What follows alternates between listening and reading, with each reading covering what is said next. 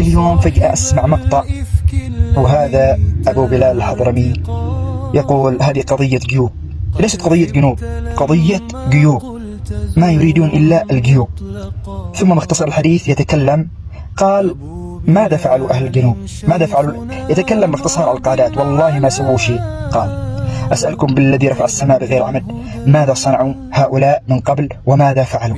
جلس أنت بأمن وأمان واطمئنان، فضل الله ثم بفضل هؤلاء السنون التي مضت. أنت بأمن وأمان، ماذا صنعوا هؤلاء؟ ألا يكفيك أنك بأمن وأمان بعقيدة سليمة بعيد عن الرافضة، بخلاف ما في إخواننا من أهل المناطق الشمالية، بعض مناطق وبعض مراكز يهتانون ويهانون، وأنت تقول ماذا صنعوا؟ وقد سمعت لك من المقاطع ما سمعت، تتكلم عن المشايخ، عن العلماء، تذبح كل أحد، لا حول ولا قوة إلا بالله. فأنصحك أن تتوب إلى الله وأن تخفف وتهذب من لسانك. أنا والله أني أرفع راسي بالكلام فيكم، وأعتبر هذا من أبر أعمالي إن شاء الله عند الله سبحانه وتعالى، أن يتكلم في أمثالكم من أهل الأهواء الذين فعلتم. والله أن صدري منشرح له في نفسي قليل هكذا لترك، لكن أشعر أنني مرتاح من الكلام في أهل الأهواء. وأنتم صرتم في اليمن ذروة أهل الأهواء، أو من ذروة أهل الأهواء، لا نقول من ذروة أهل الأهواء، في الشغب علينا خصوصا، الشغب علينا على خصوص أهل السنة.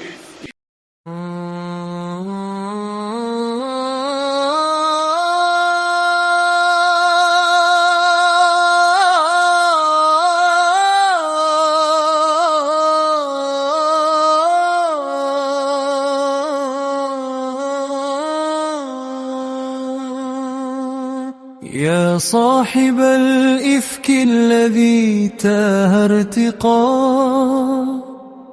قد خبت لما قلت زورا مطلقا.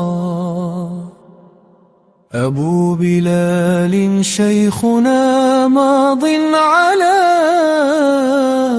درب الهدى، بالحق دوما صادقا. بطل لعلم النحو شاهد الوادي، مقبل إمام العلم نورا ساطعا. ويحيى الحجوري أثنى معلنا،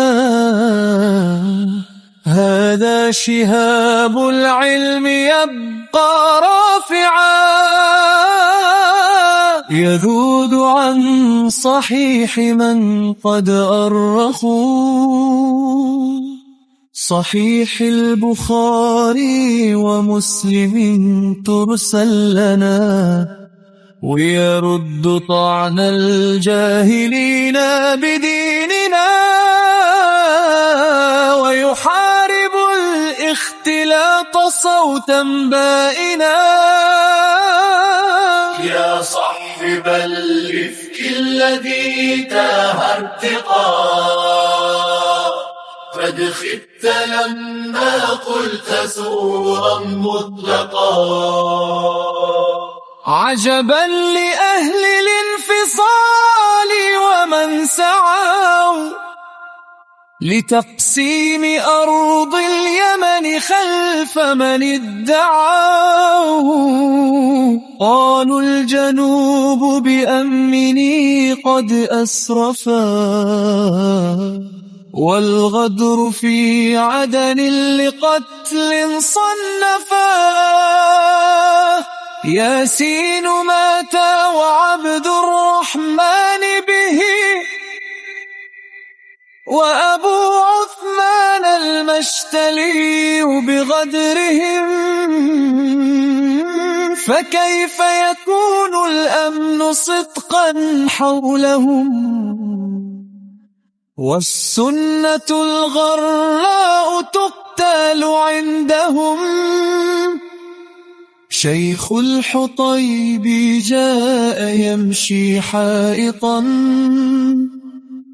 بحراسة، والخوف فيهم ساقطا. ورشاد نجل العدني كذا راوه بجنوده يخشى مصير من مضوا. أما الشمال مشايخ فيه استووا، بلا حراسة للأمان قد رأوا. فتح هو القدسي يمشي بيننا، وعبد الرحمن الشميري حبيبنا. وكذا خليل العدين دون رصد، يمشي بأمن دون أن يخشى أحد. حيث الروافض لم تكن في حيهم، تلك الحقيقة لا كذب في قولهم. يا شائعا حسام كف عن الخنا، فأبو بلال درع دين صاننا. يأمر بمعروف وينهى صادقا، ويظل رمزا للهدى متألقا.